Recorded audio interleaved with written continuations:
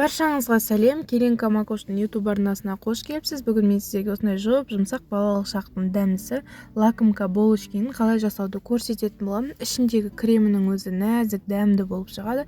Міндетті түрде жасап көріңіздер қыздар. Видеомды соңына дейін қараңыздар. Жұмысымызды қамыр илеуден бастаймыз. Ол үшін бізге жылы сүтке тұз, шекер салу керек. Одан кейін тұз мен шекер араластығанша ерігенше кішкене араластырып жіберіп, үстіне дрожж саламыз. Дрожжды ешқандай күтудің қажеті жоқ, көтерілсін деп. Осындай дрожжды салғаннан кейін арқасынан бірден жұмыртқаны салып, кішкене араластырып, оның үстіне сұйық май қосатын боламыз. Мен барлығын көз мөлшерімен жасаймын, бірақ сіздерге описанияға міндетті түрде барлығын тура өлшемін қалдыратын боламын. Кейіннен үстіне електен өткізілген ұнды салып, жақсылап қолға жабыспайтындай қамыр жасаймыз. Кейіннен осындай бөлме температурасына тұрған сары майды немесе маргаринді саламыз да, үстіне менде 6% яблочный уксус, осыдан бір чайный ложкадай қосып жіберіп, қамыр илейтін боламыз. Қамырды біріктіреміз. Қамырдың бетін жауып, осылай болғаннан кейін ашуға 1 сағат 40 минутқа қойып қоямыз. Енді ортасына крем дайындаймыз. Ол үшін бізге сүтке шекер салып, жұмыртқа салып, бір араластырып жіберу керек жақсылап. Кейіннен ванильный сахар болатын болса, бір ас қасық, ал егер ванилин болса, 1 чайный ложка қосып, жақсылап араластырамыз. Кейіннен міндетті түрде картофельный емес, кукурузный крахмал қосамыз да, жақсылап араластырамыз. Барлығының мөлшерін описанияға полный қалдыратын боламын.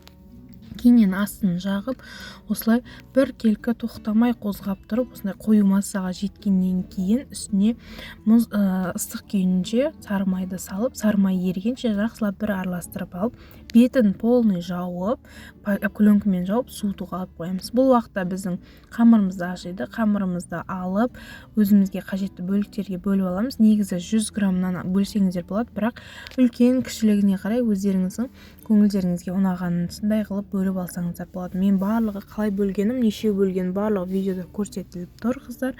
Көріп, дәл осындай бөлекшелерді жасап шығып, қолмен осылай жайып шығатын боламыз қыздар.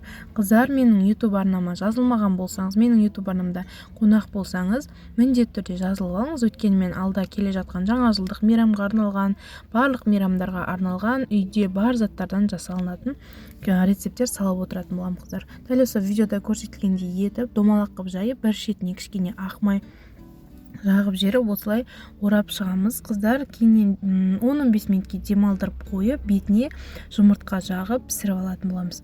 Мен піскен біреуін полный блендерден өткізіп, жанына крошка дайындап алдым.